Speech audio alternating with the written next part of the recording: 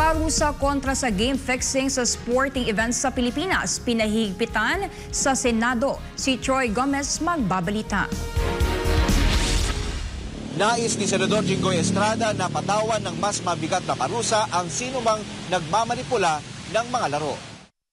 Partikular na ipinunto dito na Estrada ay ang habang buhay na pagkakakulong at malalaking multa para sa mga individual na mapapatunayang sangkot sa game fixing sa mga profesional o amateur sporting event sa bansa. Inihain ni Estrada kamakailan ang Senate Bill No. 1641 o ang Panukalang Game Fixing Act na layong palawakin ang sakop ng game fixing upang isama ang point shaving, game manipulations o anumang kasunduan, aregluhan, kilos o hakbang na ang layon ay maapektuhan ang resulta ng isang laro para sa pagsusugal, pusta o pandaraya sa publiko. Sa ilalim ng iminungkahing batas ni Estrada, hindi kinakailangan ang aktual na pagpapalitan ng pera o mahalagang bagay para maituring na may naganap na krimen na game fixing. Sa halip, ito ay tuturing na prima facie evidence ng pagkakasala. Ayon sa mambabatas, ang pagkakaroon ng batas laban sa game fixing ay mahalaga upang matiyak na ang sports ay patuloy na magsisilbing inspirasyon, libangan at may pagmamalaki.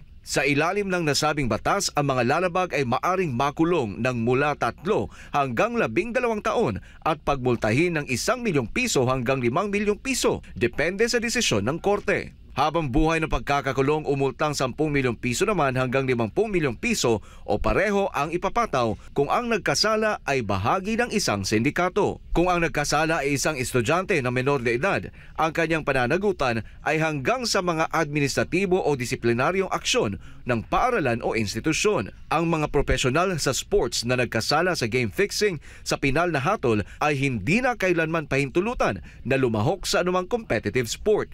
Parehong parusa ang ipapataw sa mga amateur na nahatulan sa pangalawang pagkakataon. Kung ang nagkasala naman ay isang lingkod bayan, inihalal man o hinirang, maaari silang patawan ng pinakamataas na parusa kasama ang karagdagang perpetual o forever na disqualification sa paghawak ng anumang pampublikong katungkulan o trabaho. Sa kaso ng mga dayuhang nagkasala, ang pag-deport sa kanila ay ipapataw lamang kapag natapos na ang kanilang sentensya. Nais naman ni Estrada na bawiin ng Games and Amusement Board o GAB ang mga lisensya ng mga profesional na atleta at iba pang opisyal sa sports na napatunayang sangkot sa game fixing. Maaari din na magsagawa ng hiwalay na administratibong paglilitis ang GAB para suspindihin o bawiin ang professional license ng sinumang nahatulang lumabag sa iba pang naangkop na batas, patakaran at regulasyon.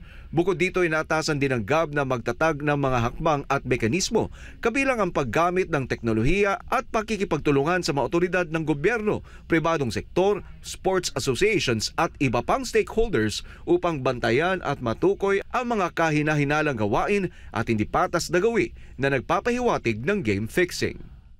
Para sa Diyos at Pilipinas kung mahal, Troy Gomez nag-uulat, SM9 News.